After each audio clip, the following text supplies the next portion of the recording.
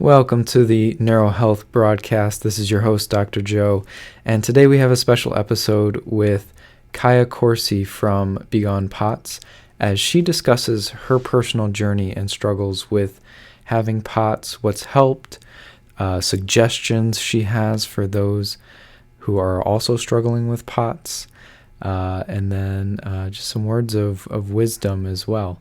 So this was a great episode, great conversation with Kaiya, and she has a great Instagram presence, so highly recommend checking her stuff out on there too after this episode. A lot of great tips on there, even expanding further than what we got into today. So after a quick announcement from our sponsor, Kaiya Coursey with BegonePOTS. This podcast is brought to you by Delta Neuro Health, located in Columbus, Ohio, where non-invasive, personalized care is revolutionizing the way we approach complex neurological issues. With cutting-edge techniques in functional neurology, functional medicine, and chiropractic care, we're leading the way in managing conditions like concussion, dizziness, brain fog, anxiety, POTS, attention, and more. To learn more, visit our website at deltaneurohealth.com.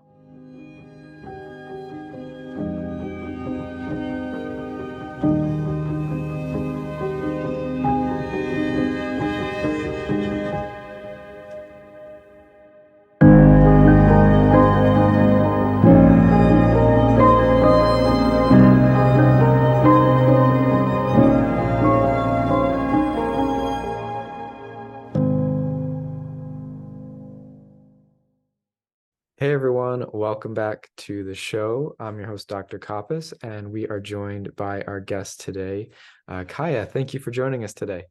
Of course, my pleasure. Yeah. Happy to be here. Of course. So I am really excited to talk about this topic. This is near and dear to my heart for personal and professional reasons, and I know it's near and dear to your heart as well. I guess pun intended with near and dear to heart, because we are talking about POTS. Right. So Kaiya, can you tell us a little bit about yourself and maybe your experience with POTS? Yes, so I'm a mother to an amazing 4-year-old daughter. Her name's Kathryn. Currently working on my master's degree. Um, I have a background in athletics, so I was a former high-level gymnast, dancer. I used to run track. Um, I went to the University of Tampa and studied international studies, French and piano. And so before POTS, I had just given birth to my daughter I'd say about 1 year before onset of symptoms. And, I wanted to share that it could be from something, it could be from something else, because I know a lot of times POTS, it's unknown what causes it. But personally, I noticed that I tried, it's called Delta 8. And I tried that because I thought that it was going to help me relax and sleep better and similar to CBD. But since that experience, I started getting symptoms of POTS. When I noticed myself eating, I would feel lightheaded. I felt like I wasn't really there.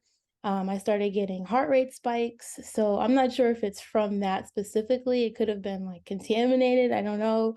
But maybe someone else has a similar experience with that. I'm not sure, but that's when my symptoms started a few years ago. Yeah, and I would say that's not too out of the norm of possibility, definitely. If it was contaminated, or I mean, it's certain types of, we'll say, drugs, pharmaceuticals can have that effect on certain people. Pregnancy as well can definitely be one. We've seen a ton of POTS post-COVID, post-concussion, certain times after different vaccines. It seems to trigger something in people where they'll develop POTS. Different viral infections like Epstein-Barr or mold toxicity or Lyme, just a ton of ways to kind of trigger the response. but then the symptoms you're describing are very similar to many other people who deal with POTS. Yes, yes, definitely. And it was very scary. It was a very scary time in my life because I had never really experienced something chronically. So usually, you get sick, you take some medicine, you get over it. And this was something where I couldn't predict. I couldn't predict the heart rate spikes. It would get up to 200 beats a minute. Um, some days I just had to lay down flat. I didn't have the energy to walk. And then every time I'd go to a doctor, it'd just be like, do you have anxiety? Are you stressed out from postpartum? And I'm like, no, this is the happiest time of my life. Mm-hmm. So, finding a doctor that can really listen to your symptoms is so important. And just hearing you and testing you for things, ruling out things, making sure you don't have like a heart condition, things to give you a peace of mind, and finding a doctor who knows about POTS was really helpful. Yeah.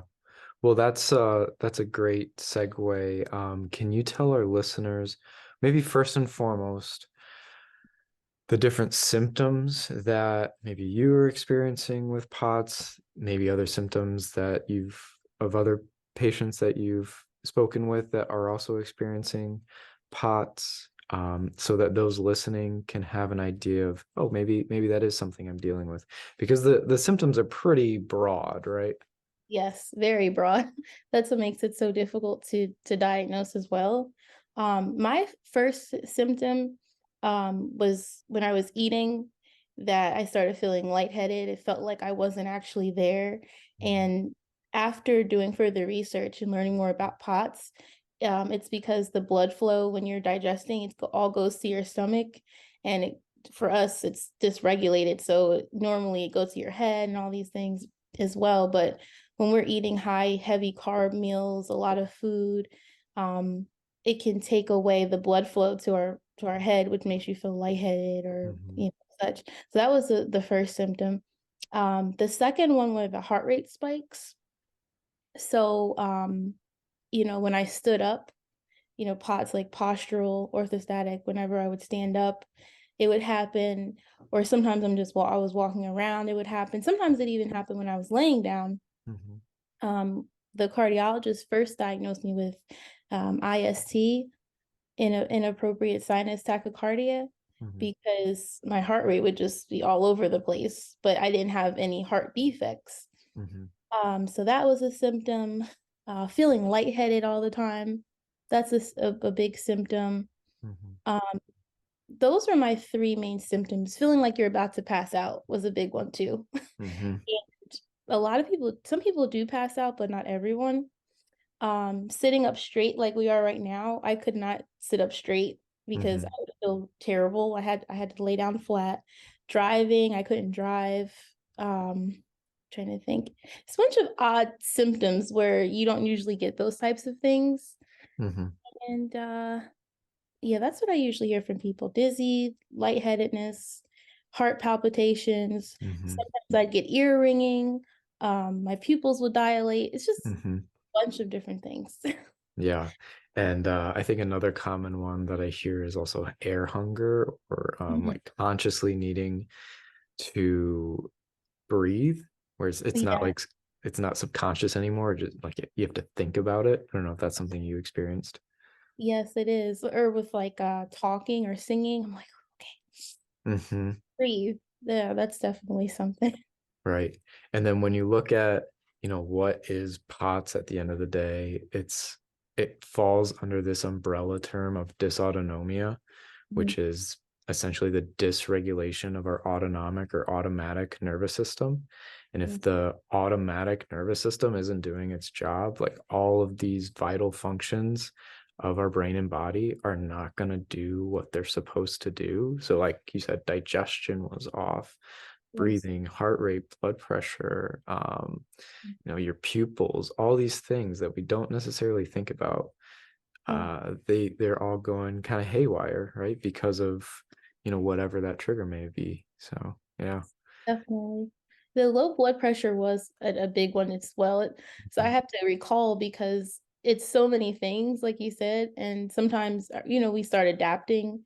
So you have to remember, like, oh, I was experiencing, but I was experiencing the low blood pressure a lot.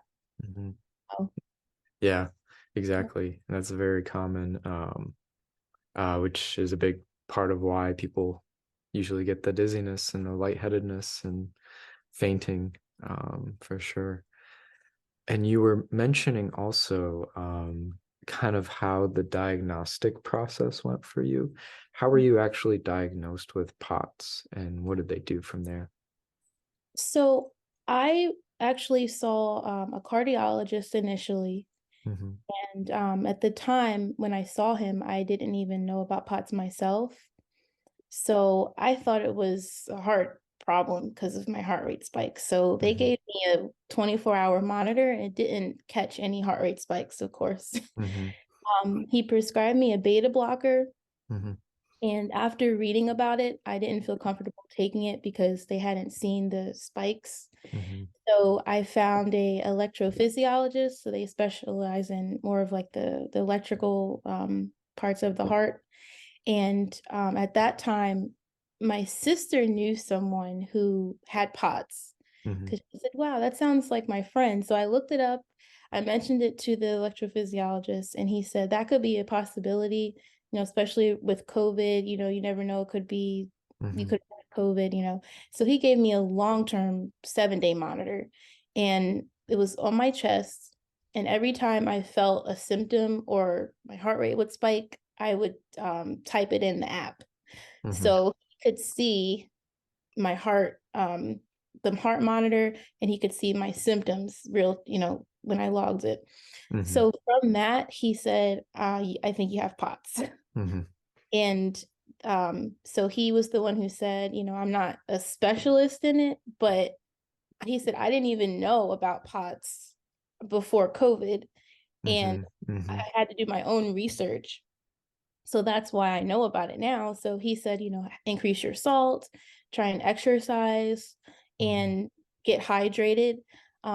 He thought that taking the natural method for me would be best at first, and Hmm. to not do any of the beta blockers and all of that. So Hmm. he was actually the one to diagnose me. And then from there, I found an actual specialist. He performed autonomic testing. So he tested your breathing. Hmm. He tested like you'd have to hold your breath and like stand up or sit down. Hmm. He has special testing that they do. But he was a cardiologist as well. So yeah, I got officially diagnosed by an electrophysiologist, but then I have my maintenance treatment with the pot specialist. Okay. And then, so once they were able to diagnose you, can you talk about, I guess they didn't really want you to go on the beta blockers at first, right? They wanted to see if there was a natural way they could approach it. What Yeah. really was the treatment plan, or what's been your experience with that? So when he did suggest exercise and salt and all of Hmm. that, I will say it was very vague at first. Hmm. Like, try and exercise more, increase your salt, eat chips, pickles, things like that. Hmm. Um, so before seeing him, I had actually kind of figured out that salt was helping Hmm. because I would monitor my blood pressure and I kind of Googled, how do you raise your Hmm. blood pressure? Eat salt. And you feel so much better. When I went to the emergency room, they gave me IV fluids, felt so much better. Hmm. So from there, I just started drinking more broths. I'd Hmm. add salt to my foods. I started taking electrolyte powders and keeping them with me all the time. I got like a big gallon of water and made myself drink the whole gallon Hmm. every day. And I tried the Levine protocol. Have you Hmm. heard of that? Yeah, yeah. Yes. And I started with that, but then it's definitely helpful. But personally, when I started walking, I felt way better. So I just stuck with walking. And I really Hmm. think that walking is the biggest thing for me that really helps my symptoms. Great. Everyone's different, but for me, I feel like maybe it's the blood flow, maybe it's being outside in nature and calming Hmm. my nervous system, but it's definitely walking and making sure you're having adequate sodium and being hydrated. They really do help. Yeah. Yeah, that's 100%. And sodium and salt definitely are great because that's going to help to increase the blood pressure by increasing the blood volume that's inside the blood vessels so that your blood pressure doesn't drop as dramatically. And that's another thing that can be very helpful in general that I often hear recommended from cardiologists are just, compression Mm, legs or stockings. Um, because a lot of times, because the blood pressure isn't able to meet the demands of gravity when you're standing upright or sitting upright, blood's yeah, just going to go down where gravity is pushing it. So right. increasing your blood pressure is going to be it's going to be helpful because then it's going to be better to get up into your brain or easier to get up into your brain. But then with the kind of pooling in your legs, I'm not sure if that is something that you experienced, Yes, but I tried the compression hmm stocking and they helped a little bit, but what hmm really helped me was actually those waist training bands. hmm I don't know if it maybe catches the blood sooner or something, but it just that really helps. I've heard the full like compression stockings that come up to your hip, hmm hmm they definitely help. Yeah, because that helps to get more of that deoxygenated blood that's in your legs back up into your body to cycle through again, so things aren't like getting stuck down there. Right. Which is why one of the big things that we do with some of our patients and recommend is lower extremity isometric exercises like clamshells or bridges and things like that to help strengthen those muscles to push so that they're able to push the blood back up into the heart, which is maybe why walking is so helpful for you, Yes. which is great. Have you tried anything else like Pilates or things like that?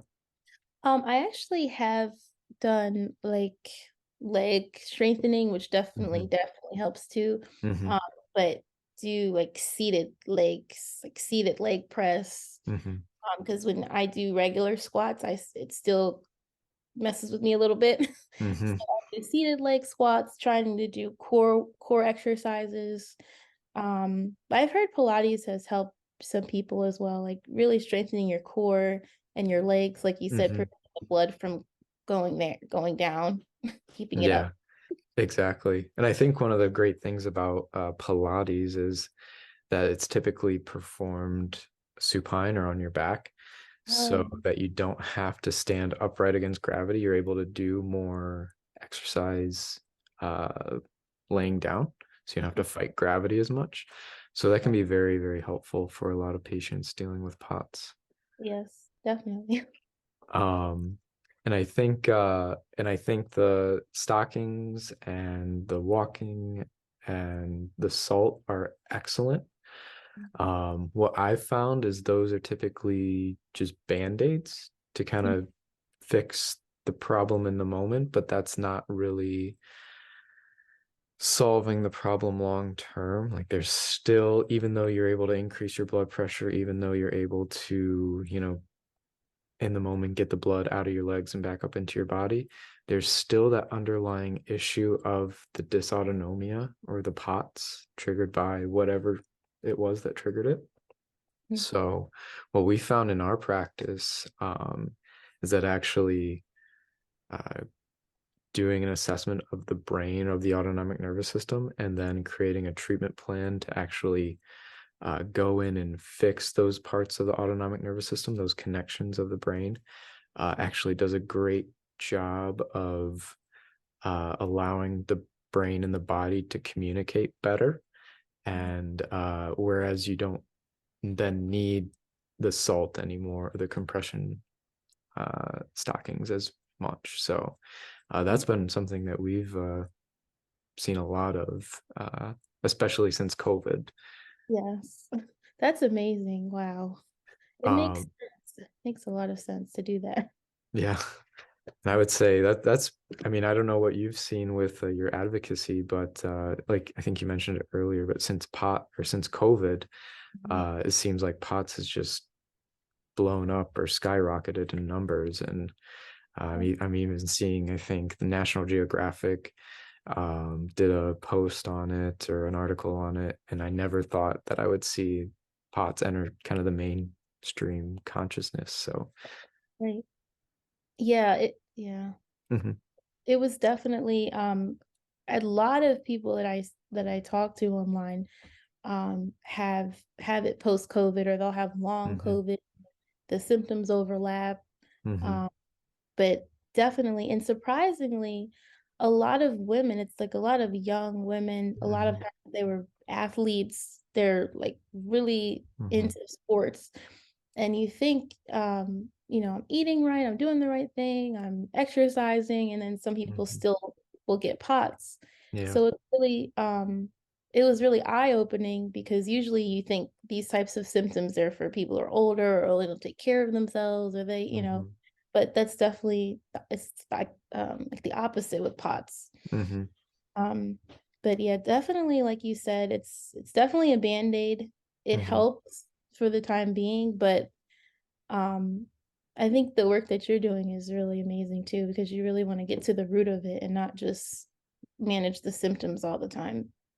Yeah, exactly. And I think that's the goal for most people, right? You wanna get back to your previous state of health, kind of your old normal. So, yeah, typically if you're able to address that part of the issue, then you can get there. So, um, with your advocacy work, what are some of the biggest questions or problems that your followers experience or have for you? Um, Definitely, I'd say the question I get the most is, how do I manage my symptoms daily? Hmm. Which, of course, that's like the biggest thing. How can you function? How do you function? And it really is what I explained for me. With POTS, I often tell them as well, even though if you don't want to hear it, it's really individual. Hmm. It changes from person to person. So I may be able to walk and exercise, but there's some people who are in a wheelchair. Hmm. So even though if I say, oh, you can walk, that'll help, that might not be helpful for them. So for me, I just found it most helpful to isolate the most worries or most problemsome symptoms. Hmm. So for me, it was the lightheadedness, it was the feeling like I'm about to pass out, the blood pressure. And yes, I don't know if, salt is best long term, having large amounts of it, but sometimes you wouldn't just be able to function first. Hmm. So I looked at my triggers. I really wrote down everything, even foods. Okay, this food is making me feel this way. Okay, if I work out too much, now I feel like this. If I do this exercise, really listening to your body, finding what works for you is my biggest advice. Hmm. Because what might work for one person, I had low blood pressure, someone else may have high blood pressure, Right. so you have to really find what works for you. And also your mindset, Hmm. having a positive mindset, because sometimes it's really easy to fall into, oh, I'll never get better, it's this lifetime thing. And I really do believe that you can get better, and Hmm. that people do overcome it. And you really do have to just keep that in your mind, even when you're feeling terrible, just know that you can get better. Yeah, exactly. And I'm actually a walking testament of that. I developed POTS after a concussion. Wow. But I am good now. So Wow. You yeah. could never even tell, see, Yeah. just by looking at you. Oh, thanks. Yeah. Yeah. Um, but yeah, it's so I can definitely empathize with yourself and all the people you work with, and Yeah. it's not a fun problem to face day in and day out. Yeah. And I think one thing that I hear a lot from patients is how hard it is to actually communicate what you're feeling to someone else. And for that person who has no idea what POTS is to actually understand what you're going through because Mhm. it's invisible essentially, right? Like you can't, it's not a broken arm, there's no bruise, there's no cut. There's no MRI testing that you can like point to. Right. It really is kind of this invisible illness that people are struggling with. So how do you have your followers manage that? Um, you know, that still is a tough one, but um I'd say thankfully my family and my friends, they've always believed what I've said, and I'm, Hmm. adamant that it's not anxiety, it's not this, this is what I'm feeling. Um just how would I explain this? Sorry. Um I would stick with a few of your close people that care about you and really inform them of what's going on so that Hmm. whenever you are feeling a certain type of way, whenever you are having a flare up or whatnot, you can talk to them, they can understand you.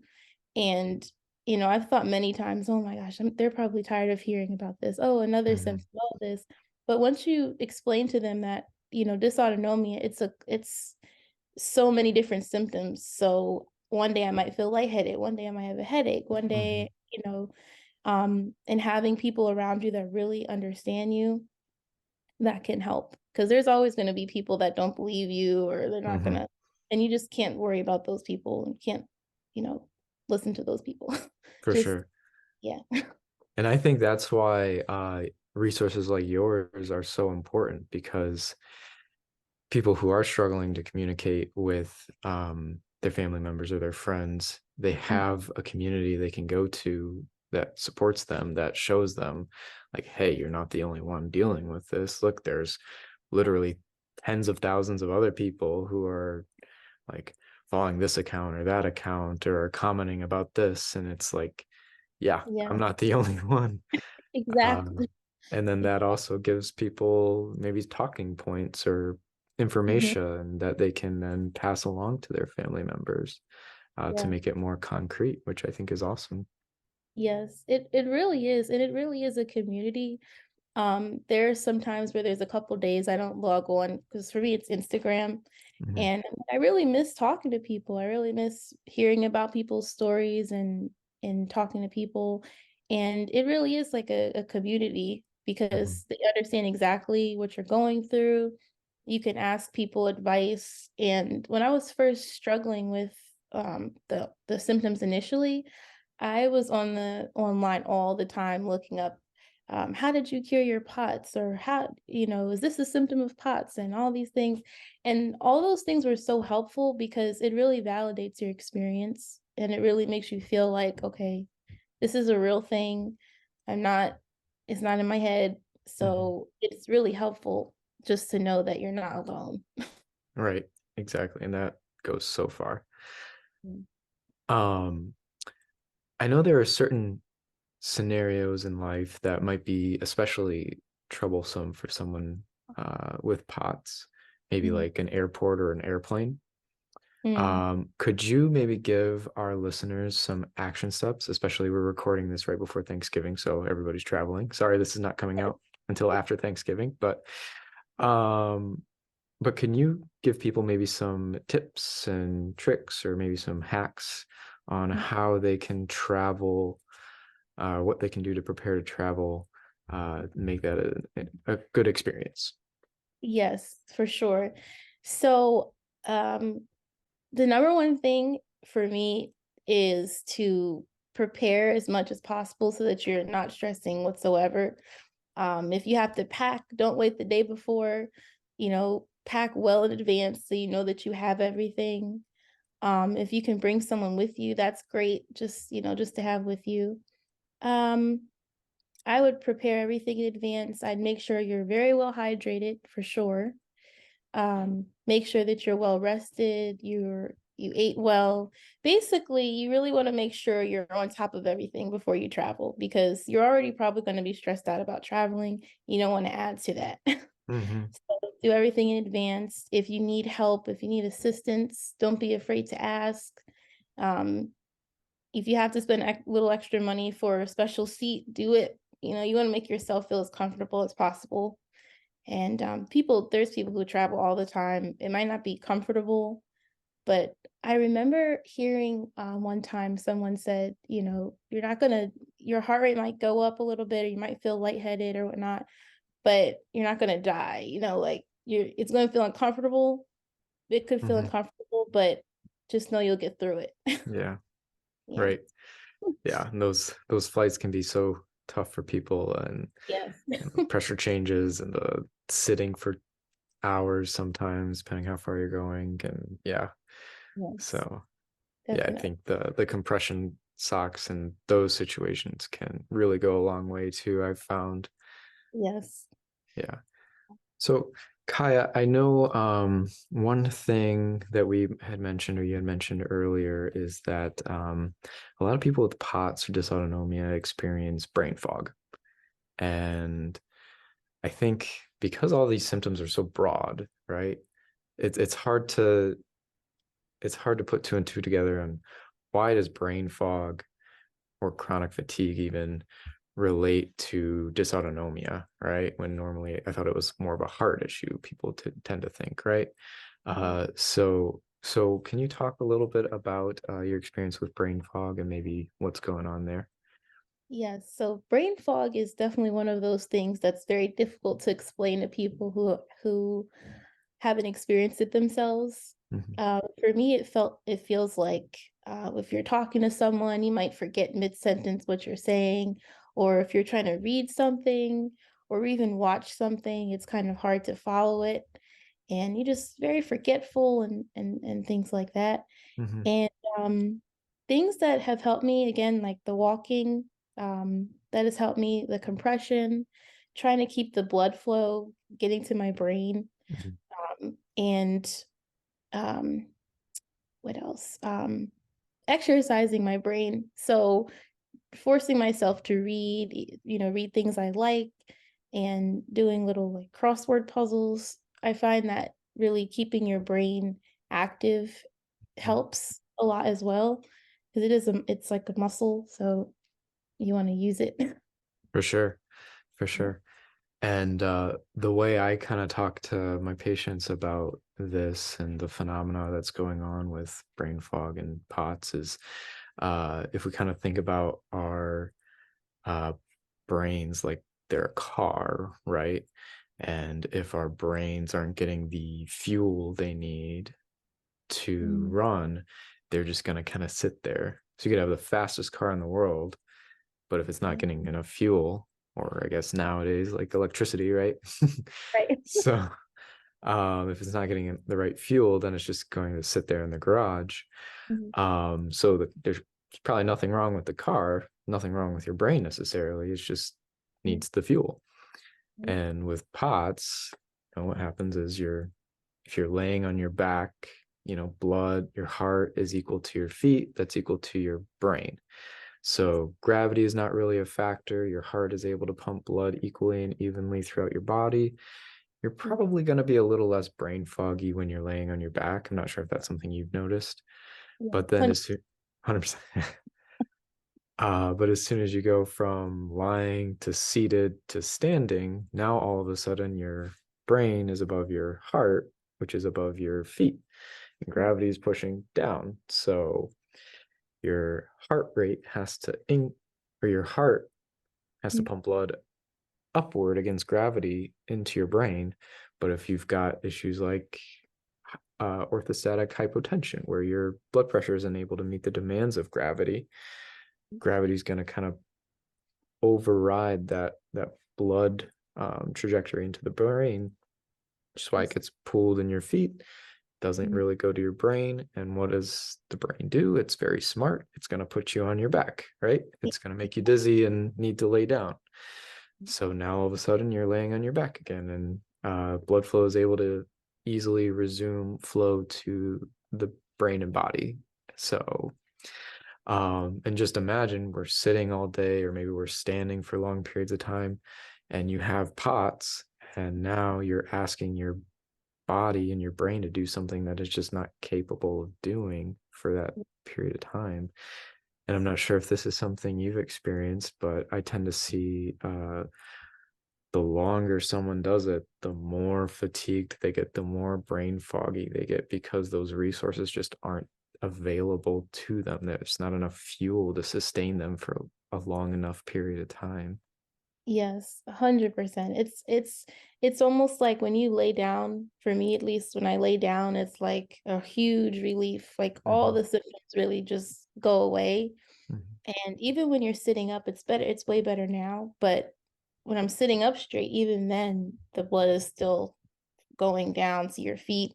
Hmm. And I used to make the joke, I'm like, it's either better walking around, working out, or laying down. There's no in between. You can't stand up, Hmm. straight, you can't sit down. Yeah. So it definitely helps. And you can even visualize it if you're laying flat, like you said, the blood is just equaled out in your body. As soon as you, Hmm. like the blood starts flowing down to your feet, and then you start getting symptomatic brain fog, lightheadedness, all that. So Exactly. definitely, Exactly. Which is why those band-aids are so helpful, because they at least help increase the blood pressure, but it's at the end of the day not going to fix the problem, which is ultimately what we want to do. So, yes. but yeah, but those were great tips for someone when they're dealing with brain fog Yes. in the moment. So definitely good things to take away from today's talk. Um, we are just about out of time for this episode, but I wanted to make sure we had enough time for you to give any, first and foremost, we want to know how we can find out more about you. And then I was wondering if you could share any final pieces of wisdom or advice for those listening who are struggling with POTS. Of course. Right now, I only have an Instagram account, and it's titled BegonePOTS, BegonePOTS. And I created that name because I just wanted it to go away. I just said, go away, POTS. So that's Hmm. how I get BegonePOTS. It's a powerful And statement. yes, thank you. Get out of there. Yeah. And I'm working on developing a website, having more outlets on the internet to try and spread more awareness and try and reach someone, to help them out. And yes, I did actually have a couple quotes that I wanted to read Yeah, that please. so the one is okay. Um, Promise me you'll always remember you're braver than you believe, stronger than you seem, and smarter than you think. And the other one is you have power over your mind, not outside events. And I really love those quotes because through struggling with POTS, it's not all in your head, but your mindset plays a crucial role in your recovery. And if you continue to want to recover, you really, seek out people like yourself and treatments that can help you recover, you can. And I really believe that you will. Even if you're slightly better than you were yesterday, that's progress. So just no matter where you are with your POTS journey, just know that you can get better. Even in your deepest, darkest days, know that you can get better. Mhm. Well said. Well said. And those two quotes were perfect. So, so that was great. Good advice that I think we all need to, especially those who are struggling with, especially invisible injuries, could really, or illnesses, can appreciate. So, yeah, thank you for sharing. Oh, of course. Yeah. It's been, Yeah, and I want to wish you luck and just continued health and improvement on your struggle. This has been great, and I know I appreciate, and all of our listeners and your followers appreciate all the good work that you're doing, all the good advocacy that you're doing for POTS and bringing the awareness, bringing the community together. So, again, Begone POTS on Instagram. Check her out. all right. Thank you so much, Dr. Of Kappas. course. All right. Yes. Take care. You too.